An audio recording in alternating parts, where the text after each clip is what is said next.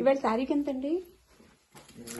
25 June 2023. నాగశ్రీదేవి శ్రీమంతం తయారీ. వాళ్ళ అత్తగారు ఏదో సర్దేస్తున్నారు. వెనకాల మీ అబ్బాయి అన్నాడు.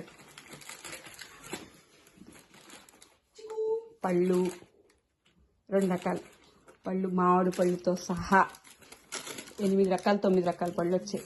డ్రై ఫ్రూట్స్, మోతీచూర్ లడ్డు, జిలేబీ, కాజు బర్ఫీ, కరదండ్, డ్రై ఫ్రూట్ లడ్డు,